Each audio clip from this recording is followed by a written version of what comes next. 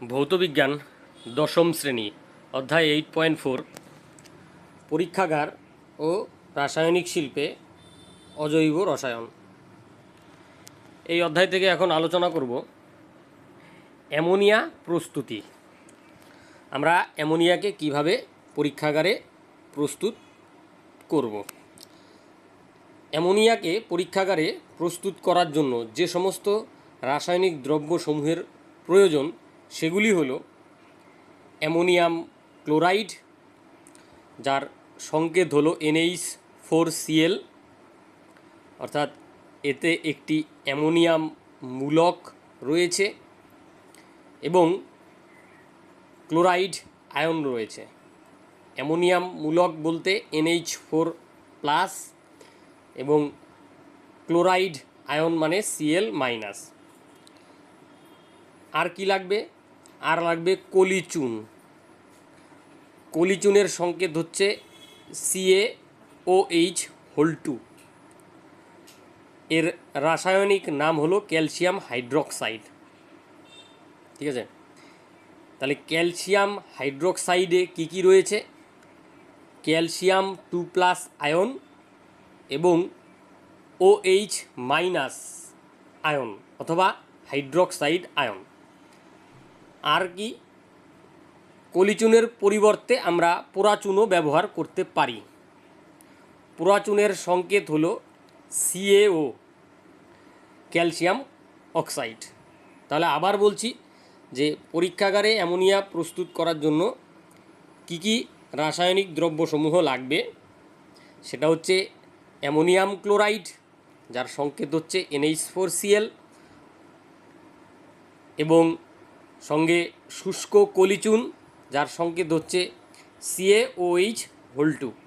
এই শুষ্ক কলিচুনের পরিবর্তে আমরা পোড়াচুনও ব্যবহার করতে পারি। পোড়াচুনের সংকেত হচ্ছে ক্যালসিয়াম CaO, ক্যালসিয়াম অক্সাইড এর রাসায়নিক নাম। এবার আমরা শর্ত মানে কি করতে হবে। দুই নাম্বার হচ্ছে শর্ত। শর্ত কি?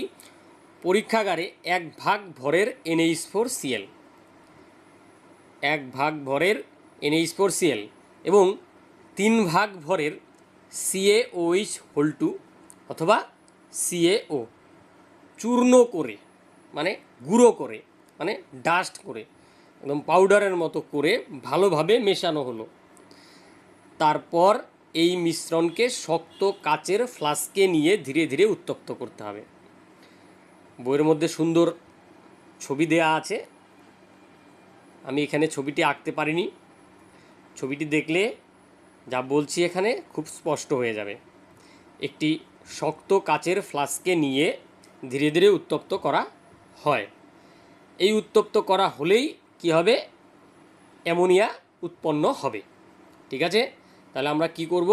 পরীক্ষাগারে 1 ভাগ ভরের NH4Cl এবং 3 ভাগ ভরের CaOH2 অথবা CaO চূর্ণ করে বা গুঁড়ো করে ভালোভাবে মেশানো হলো। তারপর এই মিশ্রণকে শক্ত কাচের ফ্লাস্কে নিয়ে ধীরে ধীরে উত্তপ্ত করা হলো। তাহলে কি হবে? তাহলে আমাদের যে অ্যামোনিয়া অর্থাৎ NH3, অ্যামোনিয়া যার সংকেত হচ্ছে NH3 উৎপন্ন হবে। ঠিক আছে, তাহলে আমরা এবার দেখব যে বিক্রিয়াটা কি হচ্ছে, অর্থাৎ বিক্রিয়ার রাসায়নিক সমীকরণ কি। কাচের ফ্লাস্কে যে রাসায়নিক বিক্রিয়াটা হবে তা যদি আমরা খাতায় কলমে সমীকরণের আকারে লিখি তাহলে কেমন হবে? সেটা হচ্ছে এমন কি, যদি আমরা ক্যালসিয়াম হাইড্রোক্সাইড নিই তাহলে রাসায়নিক সমীকরণটা কী হবে বা রাসায়নিক বিক্রিয়াটা কী হবে?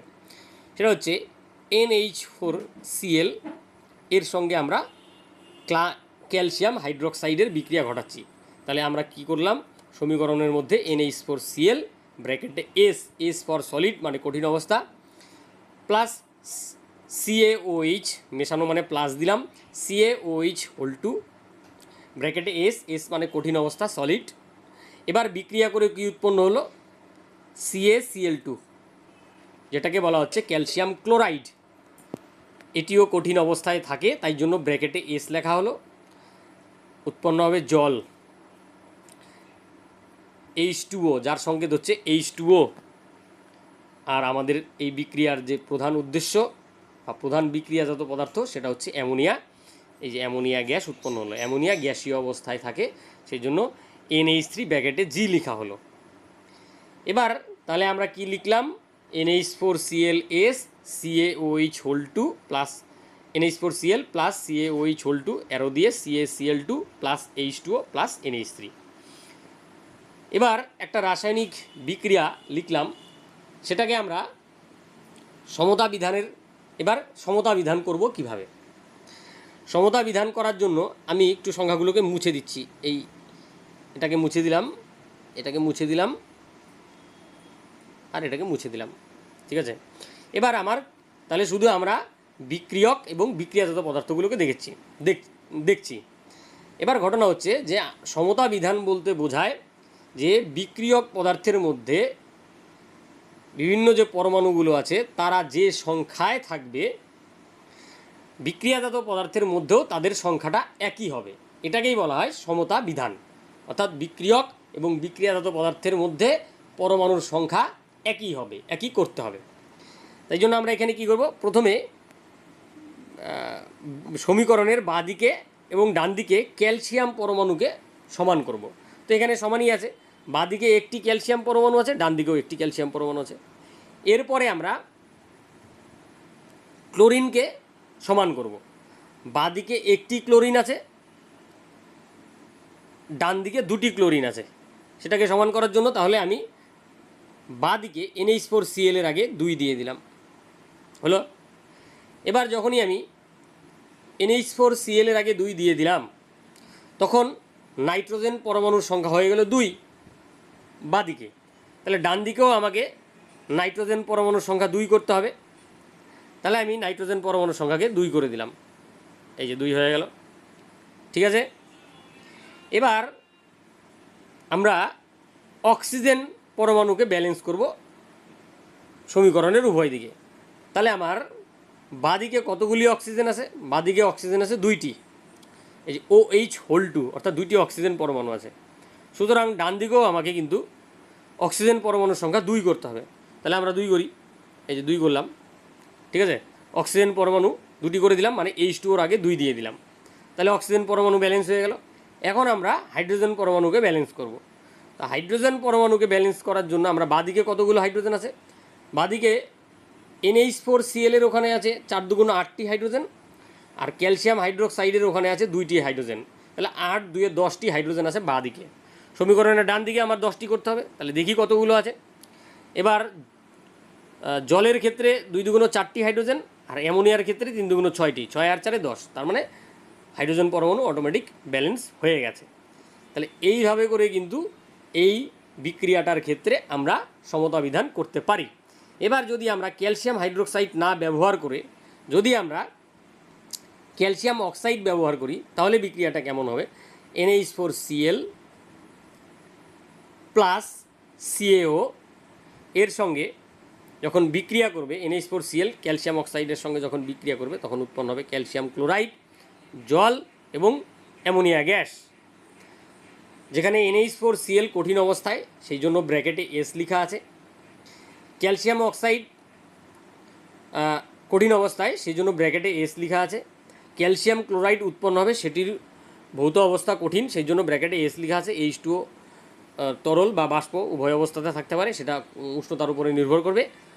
আর অ্যামোনিয়া গ্যাস, NH3-র ভৌত অবস্থা হচ্ছে গ্যাস, সেই জন্য ব্র্যাকেটে G লেখা হলো। এবার এখানেও ব্যালেন্স ওই একই পদ্ধতিতে, প্রথমে ক্যালসিয়াম ব্যালেন্স করব, তারপরে ক্লোরিন ব্যালেন্স করব, তারপরে নাইট্রোজেন ব্যালেন্স করব, তারপরে অক্সিজেন ব্যালেন্স করব, শেষে হাইড্রোজেন ব্যালেন্স করব। সেই করতে গিয়ে যে সংখ্যাগুলো আসবে সেগুলোকে সামনে সামনে লিখে দেব। এক্ষেত্রে কি এসছে, এক্ষেত্রে NH4Cl এর আগে 2 আসছে, আর NH3-র আগে 2 আসছে, বাস এই করলেই ব্যালেন্স হয়ে যাবে। বাড়িতে তোমরা আমি প্রথম বিক্রিয়ার ক্ষেত্রে যে কথাগুলো বললাম সেই কথাগুলো প্রয়োগ করে বিক্রিয়াটা ব্যালেন্স করবে। প্রথমে বিক্রিয়াটা লিখে নিবে, লিখে নিয়ে নিজে নিজে ব্যালেন্স করার চেষ্টা করবে, ঠিক আছে। এইবারে আমরা দেখব কি, যে এই যে আমরা পরীক্ষাগারে বিভিন্ন বিক্রিয়ক পদার্থগুলোকে মিশিয়ে উত্তপ্ত করলাম, তার ফলে অ্যামোনিয়া গ্যাস উৎপন্ন হলো। এবার অ্যামোনিয়া গ্যাস যখন উৎপন্ন হয়, তখন সঙ্গে কিছু জলীয় বাষ্প উৎপন্ন হয়। H2O মানে জল, জলের তরল অবস্থা হতে পারে, বাষ্পীয় অবস্থাও হতে পারে। যেহেতু বিক্রিয়াটা উত্তপ্ত করে করা হয়, তাই জল বাষ্প অবস্থায় থাকবে, অর্থাৎ অ্যামোনিয়ার সঙ্গে জলীয় বাষ্প মিশে থাকে। সেই জন্য আমাদের কি করতে হবে, ওই অ্যামোনিয়া গ্যাসকে শুষ্ক করতে হবে। ঠিক আছে তো? এবার যেই অ্যামোনিয়া গ্যাস উৎপন্ন হবে, সেই অ্যামোনিয়া গ্যাস পাত্র থেকে নির্গত হতে শুরু করবে, তার সঙ্গে জলীয় বাষ্প মিশ্রিত থাকবে। এই অ্যামোনিয়া গ্যাসকে কি করা হয়, ওই জলীয় বাষ্প মিশ্রিত যে অ্যামোনিয়া গ্যাস উৎপন্ন হলো সেটাকে পোড়া চুনের স্তম্ভের মধ্য দিয়ে পাঠানো হয়। মানে ক্যালসিয়াম অক্সাইডের একটি স্তম্ভ নেওয়া হয় কোনো একটা কাচের পাত্রের মধ্যে, সেই স্তম্ভের মধ্য দিয়ে এই জলীয় বাষ্প মিশ্রিত অ্যামোনিয়া গ্যাস যখন পাঠানো হয়, তখন জলীয় বাষ্প ক্যালসিয়াম অক্সাইড দ্বারা শোষিত হয় আর অ্যামোনিয়া গ্যাস অপর প্রান্ত দিয়ে বেরিয়ে যায়। ঠিক আছে তো? এইভাবে করে যে পরীক্ষাগারে উৎপন্ন অ্যামোনিয়া গ্যাসকে শুষ্ক করা হয়। এই যে শুষ্ক অ্যামোনিয়া গ্যাস উৎপন্ন হলো, এটাকে কীভাবে আমরা সংগ্রহ করব পাত্রের মধ্যে? অ্যামোনিয়া গ্যাস কি হয়, বায়ু অপেক্ষা হালকা। কি হয়, বায়ু অপেক্ষা হালকা হওয়ায় বায়ুর নিম্ন অপসারণ দ্বারা সংগ্রহ করা হয়। অর্থাৎ যে প্রান্ত দিয়ে অ্যামোনিয়া গ্যাসটি বেরোচ্ছে সেই প্রান্তের উপরে একটি কাচের পাত্র উল্টো করে রেখে দেব, তাহলে কী হবে, কাচের পাত্রের ওপরে অ্যামোনিয়া গ্যাস সঞ্চিত হতে থাকবে এবং যে বায়ুগুলো আছে সেই বায়ুগুলোকে ধীরে ধীরে নিচের দিকে নামাতে থাকবে। এই করে আমরা কি করতে পারবো, অ্যামোনিয়া গ্যাসকে সংগ্রহ করব। ঠিক আছে? তো এই ছিল পরীক্ষাগারে অ্যামোনিয়া প্রস্তুতি এবং সেই সংক্রান্ত একটা আলোচনা খুব সুন্দরভাবে হলো, আশা করি সবাই বুঝতে পেরেছো। এখন বইটি একটু ভালো করে পড়বে, এখানে কিন্তু একটু সংক্ষিপ্ত করে বলা হলো, বইয়ে ডিটেলস দেওয়া আছে, বইটি অবশ্যই রিডিং করবে। আমি কিন্তু বারবার বলি, বই কিন্তু পড়তে হবে, বই না পড়লে কিন্তু ভালো কনসেপ্ট তৈরি হবে না। সবসময় কিন্তু শুধু প্রশ্ন উত্তর পড়লেও কিন্তু হবে না। তাহলে বই পড়তে হবে। এবারে আমি এই যে আলোচনাটা হলো, সেই আলোচনা থেকে কী কী প্রশ্ন হতে পারে সেই প্রশ্নগুলো নিয়ে একটু কথা বলছি। ঠিক আছে? এবার কি প্রথম প্রশ্ন এরকম হতে পারে, 1 নম্বর প্রশ্ন, পরীক্ষাগারে অ্যামোনিয়া গ্যাস প্রস্তুতির প্রয়োজনীয় রাসায়নিক দ্রব্য, বিক্রিয়ার শর্ত, রাসায়নিক সমীকরণ লেখো। 2 নম্বর প্রশ্ন কি হতে পারে, পরীক্ষাগারে উৎপন্ন অ্যামোনিয়া গ্যাসকে কিভাবে সংগ্রহ করা হয়। 3 নম্বর প্রশ্ন কি হতে পারে, প্রদত্ত কোনটি দ্বারা অ্যামোনিয়া গ্যাসকে শুষ্ক করা হয়। H2SO4, P2O5, CaO, CaCl2। H2SO4 মানে কি, সালফিউরিক অ্যাসিড। P2O5 মানে কি, ফসফরাস পেন্টক্সাইড। CaO মানে একটু আগে বললাম ক্যালসিয়াম অক্সাইড বা পোড়াচুন। CaCl2 মানে কি, একটু আগে বললাম ক্যালসিয়াম ক্লোরাইড। বোঝা গেল? এইভাবে সংকেত উচ্চারণ সহ পড়বে এবং সেই সংকেতের মধ্যে কি কি আছে, মানে কি কি বিষয় নিয়ে সেই যৌগটি বা সংকেতটি তৈরি হয়েছে, সেই বিষয়গুলোও একটুখানি সবসময় রগড়ানোর চেষ্টা করবে। যখনই যে টপিকটা আসবে সেই টপিকটা নিয়ে সব দিক থেকেই সব অ্যাঙ্গেল থেকেই চিন্তা করে পড়াশোনা করবে, তাহলে ওই আলোচনাটার যে টোটাল ভিউটা একদম স্পষ্ট হবে, যে কোনো প্রশ্নের অ্যান্সার করতে সুবিধা হবে। ঠিক আছে? এবারে আমরা 4 নম্বর প্রশ্ন নিয়ে আলোচনা করছি। 4 নম্বর প্রশ্ন কীরকম হতে পারে, অ্যামোনিয়া গ্যাস শুষ্ক করতে ঘন H2SO4 কমা দিয়ে P2O5 অথবা আর্দ্র CaCl2 ব্যবহৃত হয় না। সরি, আর্দ্র না, এটা হবে অনার্দ্র CaCl2 ব্যবহৃত হয় না, কিন্তু CaO ব্যবহৃত হয় কেন? বোঝা গেল? তাহলে এখানে কয়েকটি আমি প্রশ্ন দিয়েছি এই আলোচনা সংক্রান্ত, আরও অনেক প্রশ্ন হতে পারে। হ্যাঁ, তোমরা কিন্তু কোনো প্রশ্ন বিচিত্রা ঘাটবে, টেক্সট বই পড়বে, টেক্সট বই পড়ার পর প্রশ্ন নিয়ে ঘাটবে, তাহলে কিন্তু বিষয়টা ক্লিয়ার হবে, নাহলে কিন্তু ভুলে যাবে, পরীক্ষার হলে গিয়ে কিন্তু লিখতে পারবে না। আর এখানে রাসায়নিক বিক্রিয়া, রাসায়নিক সমীকরণ, অনেক সূক্ষ্ম জিনিস আছে, সেই সূক্ষ্ম জিনিসগুলো কিন্তু মিস্টেক হয়ে যাবে। মিস্টেক হয়ে গেলেই পরীক্ষায় নম্বর কম চলে আসবে। ঠিক আছে? আমি আবার সাবধান করে দিলাম, তোমরা কিন্তু এই জায়গাগুলো ভালোভাবে পড়ার চেষ্টা করবে। ঠিক আছে? তো আলোচনা এখানেই শেষ করছি। ধন্যবাদ।